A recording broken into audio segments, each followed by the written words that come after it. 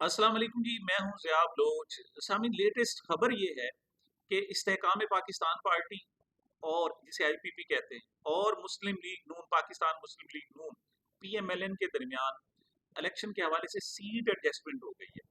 इस seat adjustment के हवाले से बहुत सारे लोगों को टिकट नहीं मिला। फिरदौस आशिक अमान है जैसे दूसरे लोग हैं, उनको शायद टिकट नहीं मिल रहा। लेकिन एक बात मैं आपको कैटेगरिकली बता दूं कि इस सीट एडजस्टमेंट और आने वाले इलेक्शन के नतीजे में जहांगीर तरीन की सियासत खत्म हो गई है। पहले भी वो कोई राजी नहीं थे, इतने अच्छे माहौल नहीं था, हालात नहीं थे। लेकिन अब तो समझिए कि वो सियासत बिल्कुल खत्म। मैं ये नहीं कह रहा जैसे शेर अफजल मरवत कहता था कि बढ़ गई, बहरहाल सियासत खत्म हुई। उसकी वजूहत क्या है वो मैं आपको बताता हूँ। पहली बात तो ये है कि जब से आईपीपी बनी है इसमें दो बड़े स्टेक होल्डर्स थे। एक जहांगीर तरीन जिन्हें मेंटोर बनाया गया, सरप्रस्त बनाया गया, सबसे बड़ा ओहदा दिया गया, और दूसरे अलीम खान साहब हैं। अच्छा, अलीम खान साहब इसके असल में रुए रवा है। अब तक की ये जो चंद महीनों की जनाब इनकी प्रोग्रेस है, आप देख लें। सबसे पहले तो अलीम तरीन ही सारा कुछ इसका कर रहे थे, पैसा भी सारा ये लगा रहे थे। जहांगीर तरीन साहब का इंटरेस्ट बड़ा कम था। वो ना तो पैसा दे रहे थे और ना ही जनाब वो वक्त दे रहे थे, बल्कि बेजारियत थी। यहाँ तक कि जो जलसे दो तीन किए उन्होंने जहानिया में आके किए, कहीं एक आध और भी किया, उसमें जो सारा जोर लगाते रहे वो अलीम खान साहब थे। और जो जहांगीर खान तरीन थे वो बस ऐसे टामा टामा कोई बात कर दी, हल्की फुल्की उन्होंने बात कर दी, वरना उनका इंटरेस्ट नहीं था। और पैसे लगाने के हवाले से जो इतलात है वो भी है कि तिजोरियों के जो अब तक मुंह खोले गए हैं वो सिर्फ अलीम खान साहब की तरफ से खोले गए हैं, और जहांगीर तरीन की तरफ से अभी तक मामलात ऐसे नहीं है कि उसने बहुत ज्यादा पैसे खर्च किए। हालांकि जहांगीर तरीन साहब के पास पैसा यूं समझिए कि डबल हो गया है। आपको पता है पिछले दिनों जहांगीर तरीन साहब के जो भाई हैं, आलमगीर खान तरीन, उनका इंतकाल हुआ था। वो 60 साल उनकी उम्र थी, 60 साल से कुछ जाए, और अभी तक उनकी शादी नहीं हुई थी, उनकी औलाद भी नहीं है। और उनकी जो कंपनीज हैं वो बड़ी बड़ी कंपनीज हैं। अब ये MA-149 मुल्तान में जो आए हैं, यहाँ पर भी आलमगीर खान साहब की जनाब ज्यादातर यहाँ कंपनीज हैं। यहाँ तक के पाकिस्तान का जो सबसे बड़ा मशरूब है और जिसकी सबसे ज्यादा एडवर्टाइजमेंट आती है, वो शमीम एंड कंपनी भी जनाब वो आलमगीर खान तरीन की थी। जो उनकी वफात के बाद सारा जो इंसराम है, इंतजाम है, वो जहांगीर तरीन साहब के पास आ गया। और बहुत कुछ, मतलब यूं समझिए कि दौलत डबल हो गई है। लेकिन वो दौलत खर्च करने के लिए तैयार है। उसकी वजह क्या है? उसकी वजह यह है कि वो जो मैं आज आपको बता रहा हूँ वो जहांगीर तरीन साहब को पहले ही नजर आ रहा है। वजह क्या है जनाब? वजह यह है कि सीट एडजस्ट इस बुनियाद पर हुई है कि लोधरा में उन्होंने कहा जी कि हम आपके लिए स्पेस नहीं दे सकते। अब जब लोधरा में स्पेस नहीं मिली तो जहांगीर तरीन साहब को खाना बदोश बनना पड़ा है, और ये हिजरत करके आ गए हैं अब मुल्तान की तरफ। मुल्तान में जहांगीर तरीन का कोई सेक नहीं है, आज तक ये कभी नहीं आए। ये मैक्सिमम आए थे जब ये पीटीआई में थे, और इनकी टसल जो चलती थी वो शाह महमूद कुरैशी साहब के साथ चलती थी। तो उस वक्त शाह महमूद कुरैशी के मुकाबले में सूबाई हल्के पर इन्होंने सलमान नईम साहब को, एक नौजवान था, कैंडिडेट खड़ा किया। पैसा उसके पास भी था, उसकी पीआरशिप भी थी, और बावजूद बहुत सारी वजूहत थी। क्योंकि शाह महमूद कुरैशी साहब को सूबाई सियासत से दूर रखना था, वो वजीर आला पंजाब बनना चाहते थे, यहाँ उनसे दूर रखना था, और शायद वो कहते थे पीटीआई की जो मरकजी क्यादत थी वो भी नहीं चाहती थी। तो जहांगीर तरीन ने सलमान नईम का साथ दिया और यहाँ पर शाह महमूद कुरैशी साहब को हराया गया। उसके बाद सलमान नईम बड़ी कोशिश की, लेकिन वो जीत नहीं सका। यहाँ तक कि उनकी जो सूबाई सीट थी उस पर जैन कुरैशी आया और सलमान नईम को बुरी तरीके से शिकस्त हुई। तो जहांगीर तरीन का मुल्तान में कोई इंटरेस्ट नहीं है।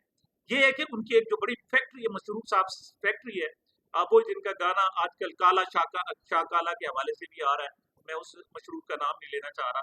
तो वो जनाब इनकी इनकी मलकियत है। उनके जो स्टाफ है वो आजकल उनकी बुनियाद पर NA-149 ये फतह करना चाहते हैं।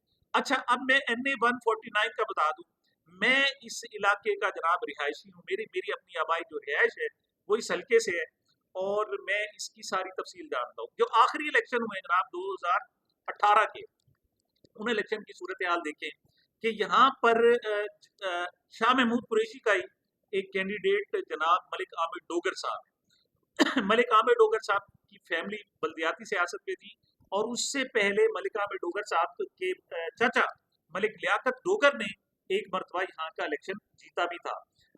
उसके बाद यहाँ पर PMLN जीती और शेख तारिक रशीद जीते। उससे पहले जनाब शेख रशीद साहब एक मरतबा यहाँ से जीते थे, जो तारिक रशीद और शेख रशीद के वालिद थे। उसके बाद एक मरतबा तारिक रशीद को भी जनाब ज़िमनी इलेक्शन में, वो ज़िमनी इलेक्शन क्या था कि जावेद हाशमी साहब जब PMLN छोड़कर PTI में शामिल हुए थे तो उन्होंने सीट हल्का खाली किया था और वहां पर PTI ने इलेक्शन नहीं लड़ा था।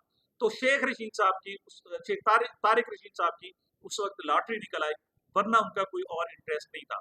ये सीट जो है बुनियादी तौर पर PTI के नजरियाती लोगों की है। मुल्तान वो हल्का था कि जहां कौमी असम्बली की एक सीट भी, चाहे वो मुल्तान से हो, फैजाबाद से हो, जलालपुर से हो, वो क्लीन स्वीप किया था जनाब PTI ने। सूबाई सीटों में भी सब पे क्लीन स्वीप किया था, सिर्फ 2 सीटें थी वो यूं समझे कि PTI ने खुद हारी थी। उनमें से जनाब एक पर ये जो जीते जनाब क्या कहते हैं गिलानी साहब के, यूसुफ रजा गिलानी साहब के साहबजादे जीत गए थे।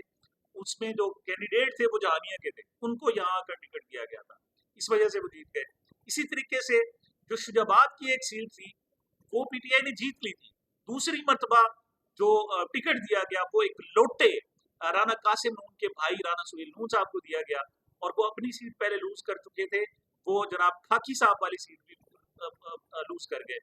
वरना यहाँ मुल्तान में जो PTI को रिस्पांस मिला है, जो इमरान खान को रिस्पांस मिला है, वो शायद ही किसी को मिला हो। और यहाँ जावेद हाशमी साहब भी मौजूद है। मलिक आमिर डोगर साहब ने 2018 के इलेक्शन में 1,35,872 वोट लिए थे। ये बहुत कम हल्के हैं, मतलब गिनती के चंद हल्के हैं जिसमें कैंडिडेट 1 लाख से भी ज्यादा वोट लेता है। और यहाँ पर मतलब हर शहर, हर गली, मतलब हर जगह PTI का यूं समझे कि अजदाम है। उनके मुकाबले में शेख तारिक रशीद जो एक मरतबा ज़िमनी इलेक्शन जीत भी चुके थे, उनके सिर्फ 78,861 वोट थे, और PLP के तीसरे नंबर पर थी, उसके 5,000 वोट थे। अच्छा, उससे पहले भी आप देखें तो यहाँ सूरत हाल ये रही कि 2014 में जो ज़िमनी इलेक्शन हुए थे उसमें जावेद हाशमी साहब जीत गए थे। उससे पहले जावेद हाशमी साहब यहाँ जीते जब PTI की उनको टिकट मिली थी, तो उन्होंने 83,640 वोट लिए थे 2013 के 11 मई के इलेक्शन में। हाँ, अलबत्ता 2014 में जब ऐसा हुआ कि वो PTI छोड़ गए, तो यहाँ पर फिर एक मरतबा ज़िमनी इलेक्शन हुआ, फिर जावेद हाशमी साहब थे और साथ आमिर डोगर था। दोनों आज़ाद उम्मीदवार थे, मतलब किसी के पास, उनके पास PMLN का टिकट नहीं था, और मलिक आमिर डोगर साहब खरगोश के जनाब इंतखाबी निशान पर लड़े थे।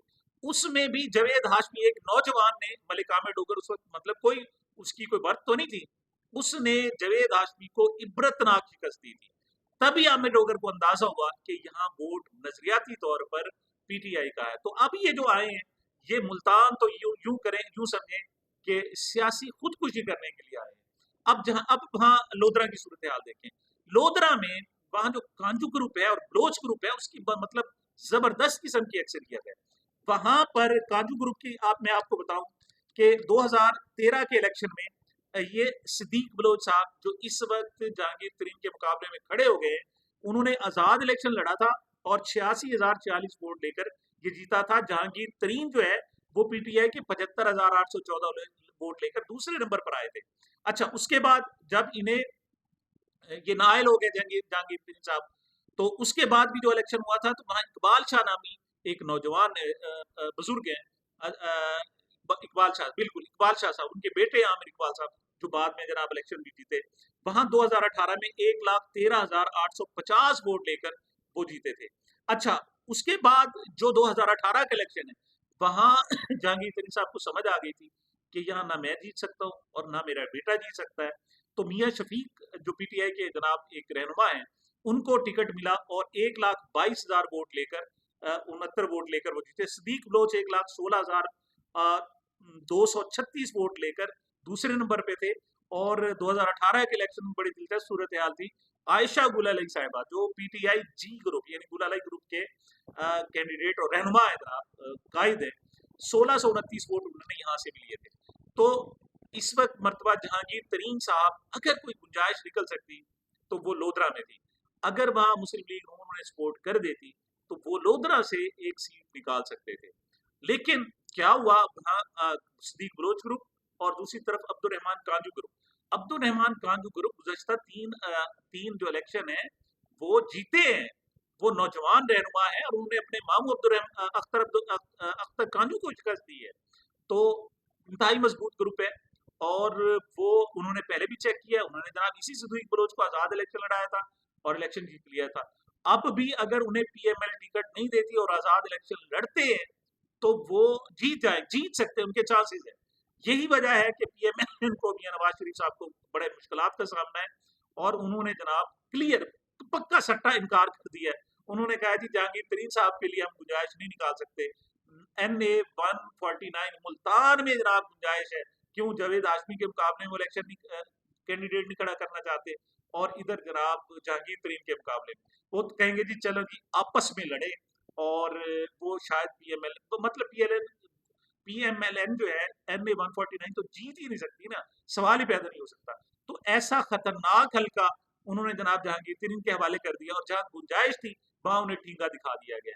तो अब ना घर के रहे ना घाट के रहे, अब ना लोधरा काम आएगा उनको और ना मुल्तान काम आएगा। मैं समझता हूँ कि अब भी जहांगीर तरीन खान ने एक अकलमंदी की है और वो ये की है, उन्होंने कह दी मुझे आप मुल्तान में टिकट दें या ना दें, मैं अपने आबाई हल्के को ओपन नहीं छोड़ूंगा। अगर वो ओपन छोड़ देते हैं मतलब वो वहां दस्तबरदार हो जाते हैं तो फिर उनकी औलाद भी कभी इलेक्शन जीतने के काबिल क्यों कि जहांगीर तरीन का जो टोटल वर्क है, टोटल काम है, वो लोधरा में है। लोधरा पायलट प्रोजेक्ट उन्होंने शुरू किया हुआ है, वहां बहुत सारे स्कूल इदारे मुख्तलिफ जनाब रफाई काम हो रहे, उनकी जागीर और उनकी जायदाद भी जमीनें भी वहां पर मौजूद है और वो लोधरा उनकी पहचान है। मुल्तान में आकर वो अपनी सियासी खुदकुशी कर रहे और अगर वो लोधरा में इलेक्शन नहीं लड़ते तो ये सोने पे सुहागा, ये कत्लेआम मतलब अपने आप को सरेंडर करना है। और दोनों सूरतों में अब पोजीशन ये है कि वो लोधरा के भी नहीं रहे, मुल्तान के भी नहीं रहे, वो पीएमएलएन के भी नहीं रहे और आईपीपी के सरबराह होने के बावजूद वो आईपीपी के भी नहीं रहे। और एक बात मैं और आपको बता दूं, जो लोटों के खिलाफ नफरत है ना वो कमाल की है। लोटे कौन कौन से, जनाब मुल्तान के लोटे बहुत सारे, मतलब 2 लोटे थे, राना कासिम नून थे, इधर से अहमद हुसैन डेहड़ थे और वो 20 लोटे जिनमें जनाब राजा राजा साहब भी जनाब शामिल है कि हमें तो पहचानते ही नहीं है आप जनाब। और इसी तरीके से पिशावर का जनाब वो एक लोटा, वो भी आप जानते हैं पब्लिक अकाउंट्स कमेटी का, वो बाद में चेयरमैन भी रहा और बहुत ज्यादा जलील करता रहा। इन लोगों के खिलाफ नफरत है। आप देखिएगा कि कोई और जीते ना जीते कम से कम लोटे नहीं जीतेंगे और उसी फहरिस्त में आप जहांगीर तरीन भी शामिल हो गए। ये मेरा जनाब तजिया था, मैं ये पहले ही रिकॉर्ड कर रहा हूँ, इलेक्शन अभी 1 महीना दूर है, मैं पहले आपको बता रहा हूँ जहांगीर तरीन की जो सियासत है वो खत्म हो गई। ये मेरी जनाब अब तक की गुजारिशात थी। मुझे मेरे चैनल को अपनी मोहब्बतों और दुआओं में याद रखिएगा। मिलते हैं छोटे से वक्फे के बाद।